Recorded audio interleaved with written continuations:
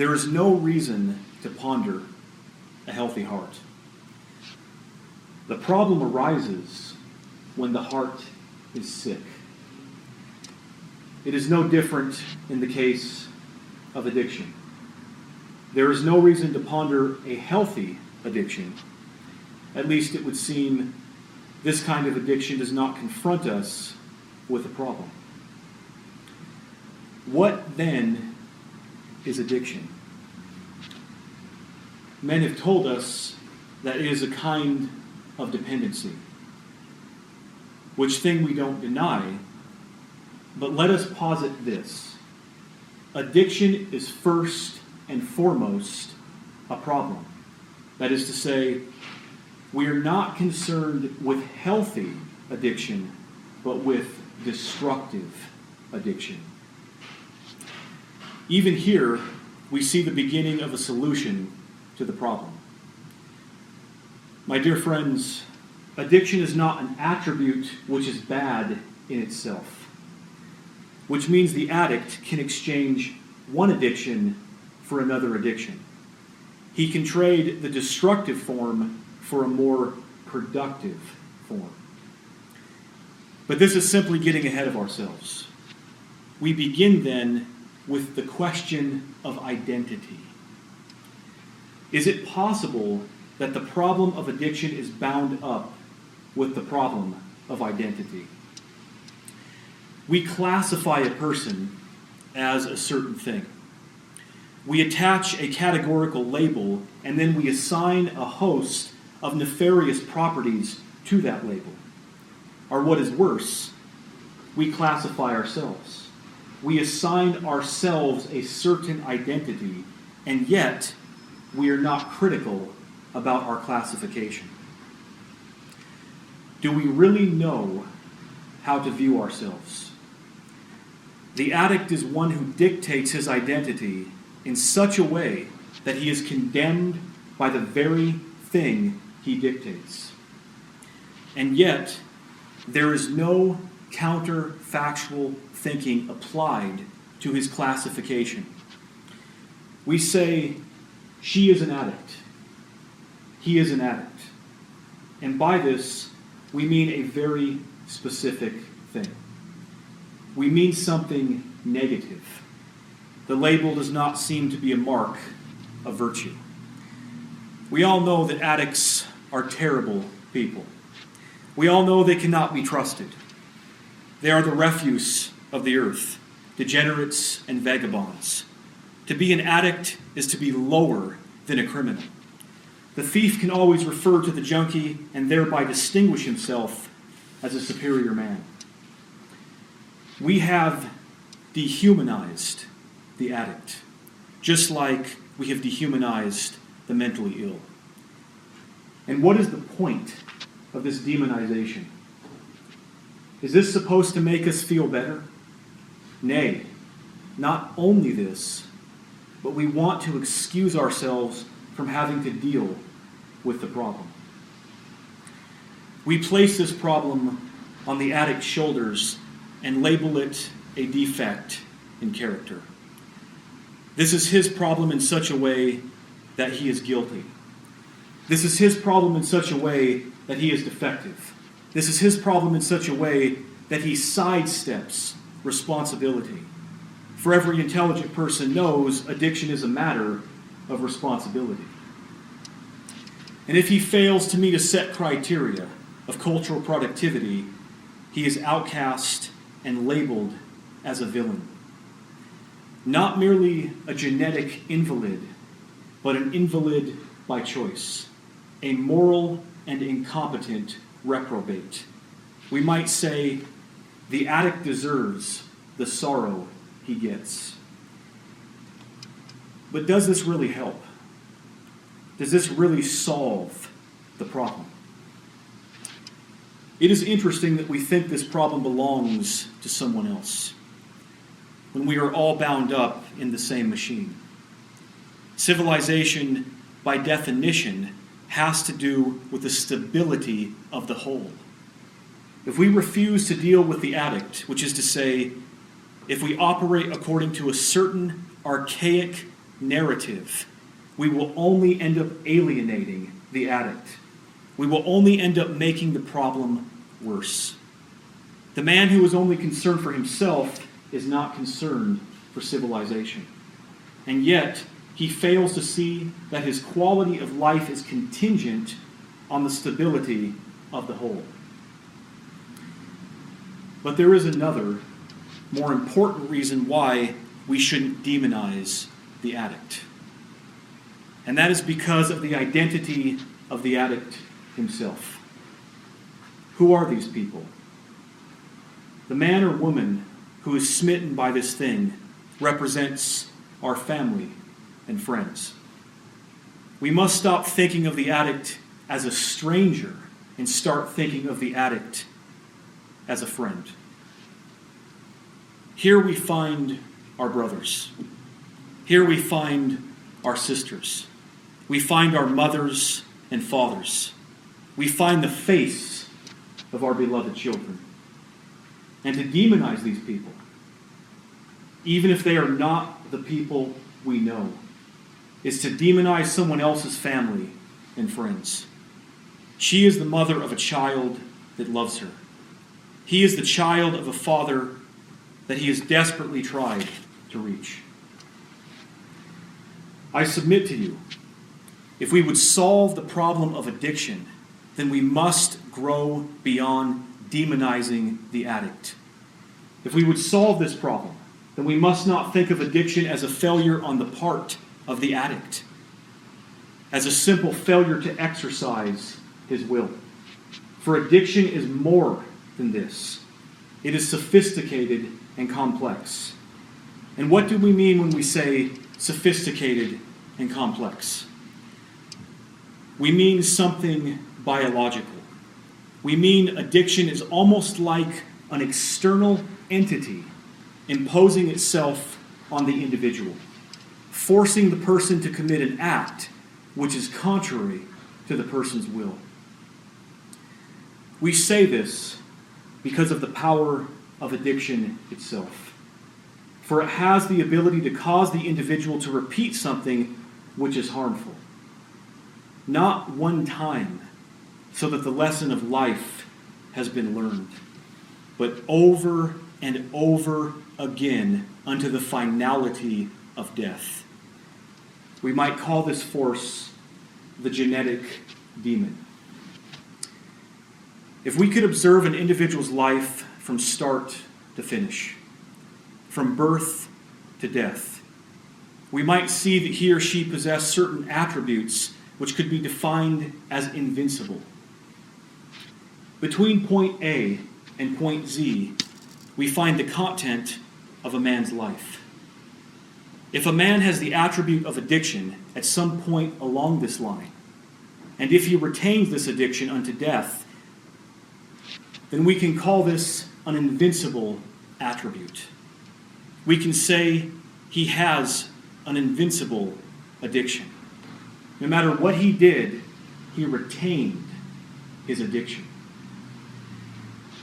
Ladies and gentlemen, I believe addiction is one of the best examples of an invincible attribute that we can find. Now, this is not to say that people never get ahead of the demon, because they do. But I presume he is always chasing them for as long as they live. The key for these people is to stay ahead of the demon. And to keep things in perspective, we must remember that not all men and women deal with this ever-pursuing force. A force that comes from within, but is so powerful, it would seem it comes from without. Hence, our use of the word demon. The nature of addiction is one thing, while the cause of addiction is another. The nature of addiction is such that a man or woman may never be able to quit for as long as they live.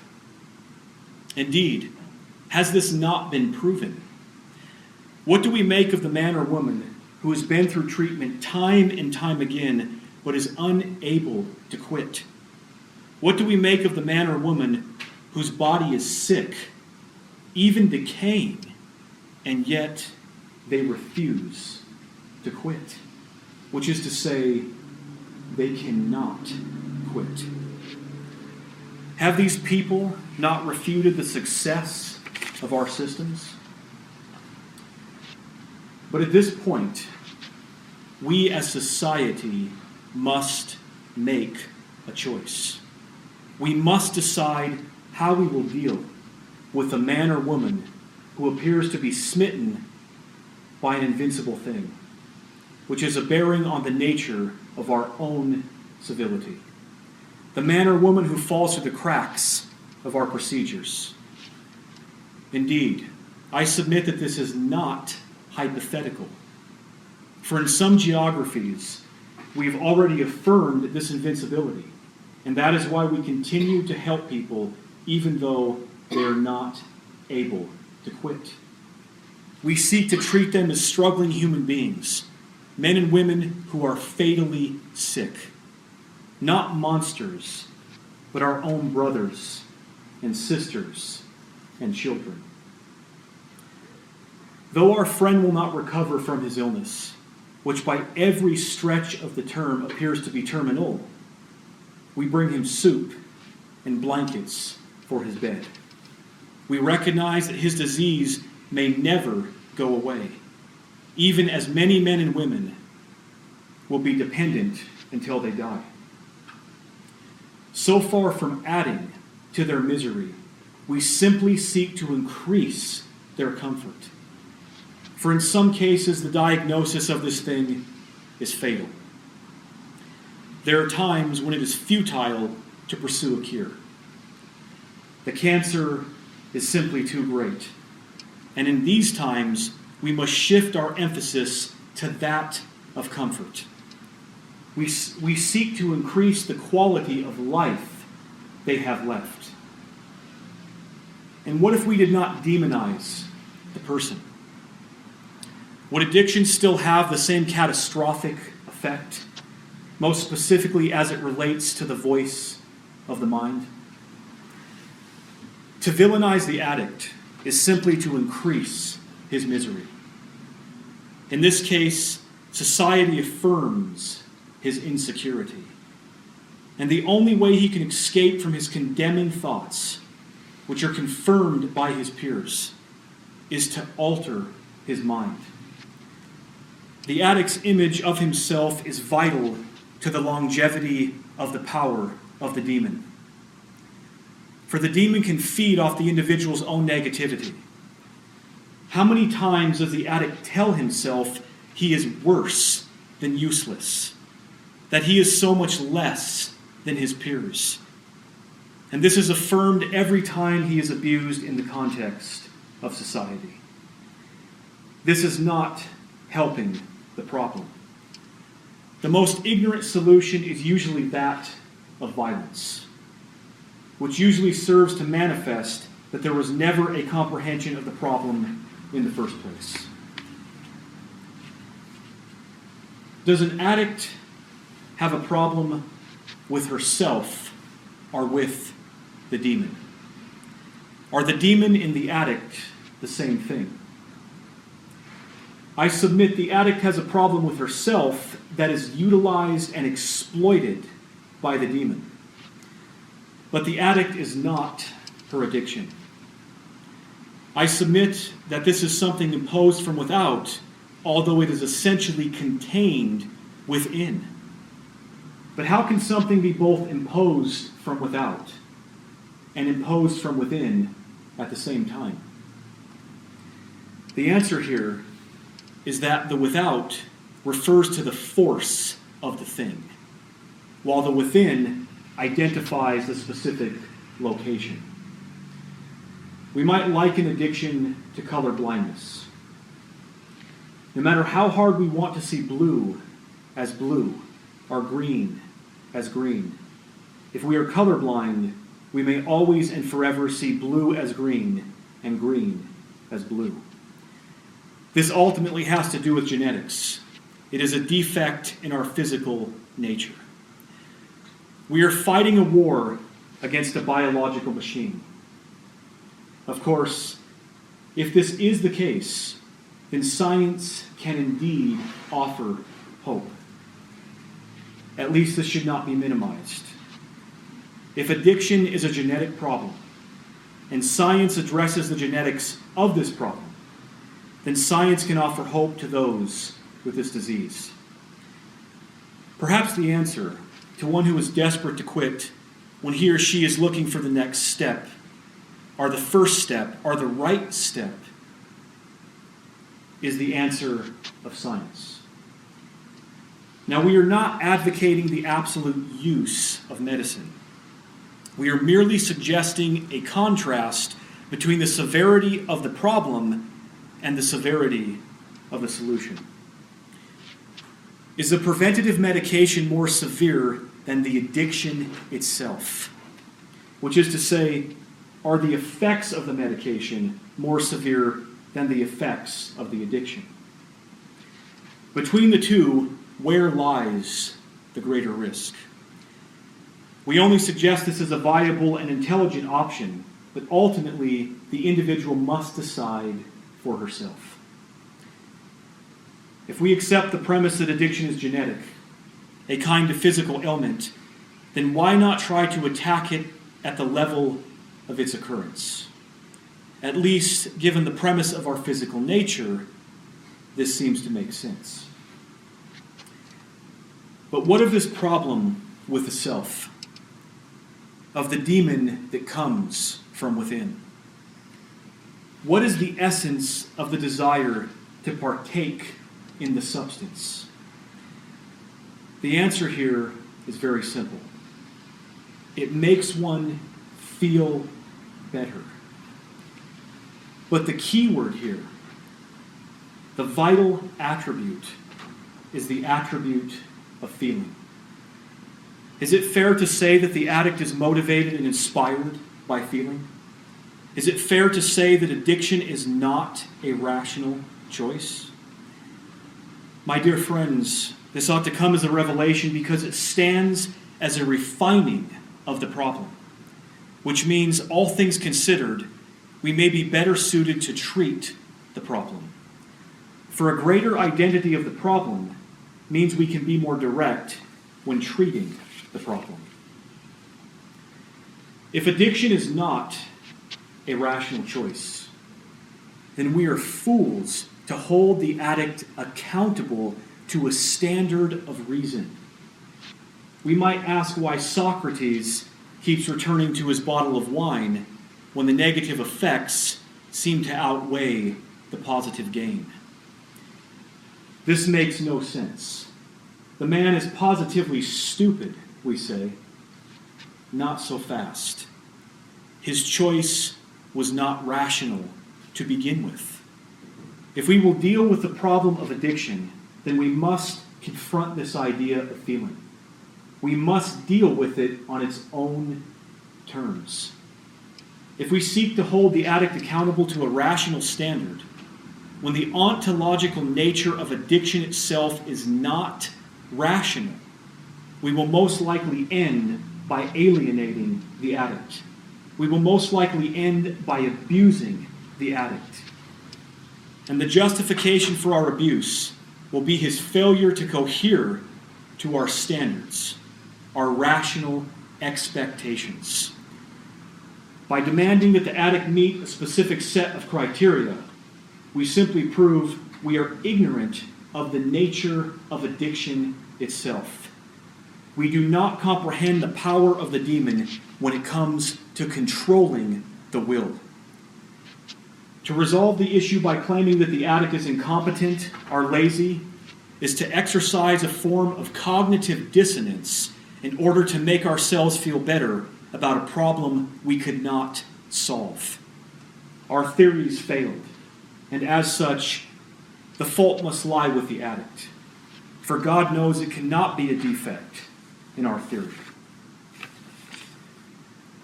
Simply explaining the issue on the basis of responsibility, that the addict needs to be broken, he needs to suffer more, which will force him to quit, that he simply needs to be held accountable for his poor choices, is the most simplistic caricature. It is a surface reading of the situation. Blast those who pontificate with this asinine reasoning, for they speak out of turn. Have they ever grappled with this frightful thing? Go to the mother who has lost her beloved child. Go to the father who has lost his beloved son. Discover whether there was anything they wouldn't do to save their child from this thing. Go to the son who was held in the grip and sway of this demon. For all these people have stared the demon in the face, and only after we have, to some extent, done the same, which is to say, found some aspect of addiction to be personal, only after we have realized the power of addiction to overcome the responsibility of the will, are we qualified to seek an answer to this thing. If we do not understand the component of invincibility attached to this thing, it is very likely we will never be able to solve the problem. To call men incompetent and lazy is to speak as an outsider, is to speak as one with no knowledge of the force of this thing. For it is only the nature of the power of the thing which allows us to derive the actual context of addiction in the first place. That is to say, it is a problem because of the measurement of its power in subverting the will. If I am an addict, then I am inclined to make choices on the basis of my feelings, which is to say, on the basis of what makes me feel good. Of course, we all make choices this way at some level or another. I have seldom heard of an addict having problems in the first stages of addiction. In most cases, the problems arise later. At first, the addict enjoys the experience. He feels complete when he uses the drug. But this is no mystery, seeing he finds it ever so hard to exist. Imagine waking up every morning and hating yourself. Hating having to be you. Hating that you can never get away from yourself. Nearly all your thoughts are condemnatory and accusatory. This is not a pleasant way to live. But there is a substance that will remove this agony. There is a substance that will extinguish this burden. And what will this substance really do? What does this substance really do? What is the essence of the experience of this thing? What does it make the addict feel? In a word, power. Through the effect of the drug, the addict feels like a person, even as he previously felt a total loss of power. He was more or less a victim of having to be himself. Is it possible that at the very heart of addiction lies a desire for power? And we are not only speaking of a desire for power over oneself, so that one can feel good about being oneself, but we are also speaking of a desire for power over other people. Now, we are not speaking of a desire for power over other people in any extreme despotic sense. We are speaking of a desire for power in the sense of fitting in with a kind of authority. We might say, in the sense of achieving the perception of normality. In the sense that one finally likes themselves, to the extent that the substance gives them the feeling that they can perform at a higher social level. We are speaking of power in the sense of social achievement, not merely harmonization, but social thriving. The addict is a man or woman who wants to thrive, even as we all want to thrive in community. But it would seem a great impediment stands in the addict's way. Not the self per se, but the negative feelings of the self. The thing the addict projects on himself from himself. And this is what the substance can change, which is why it is so powerful in the first place. I submit that the problem of addiction, insofar as it is genetic, is also emotional. The addict is trying to solve the problem of power, even as we are all trying to solve the problem of power. As humans, we tend to gravitate toward the narrative which brings us power. As humans, we tend to gravitate toward the act which brings us pleasure. And the more powerless we feel, the more miserable we feel, the more prone we are to cling to the substance or action which brings us the greatest amount of power or pleasure. For this not only explains substance dependence, but also provides a model for addiction on a broader scale, which is to say, destructive forms as well as healthy forms. The ego is a beast that wants to be praised. The ego is a beast that wants to affirm itself, no matter how shallow or destructive the action of its affirmation. The objective of the ego is to feel that it has accomplished this purpose, allowing itself to reward itself with a declaration to itself. And not merely to make it, but to feel that the declaration was deserved. And it is this declaration which comprises the essence of real addiction. Perhaps the only thing more powerful than a mother or father telling us we have done good is telling ourselves we have done good. I submit this is exactly the kind of atmosphere, exactly the kind of feeling produced by the use of certain substances, albeit by addiction itself. But not all substances contain the same danger, because not all substances contain the same effects. The very best kind of addiction to have, if we must have addiction, is an addiction to wisdom, is to find one's entertainment in the act of education. Modern society has forced us to choose between two things: education or entertainment. And it seems we cannot have both because we do not have time. Unless we find our entertainment in our education, it is very likely we will not obtain an education at all.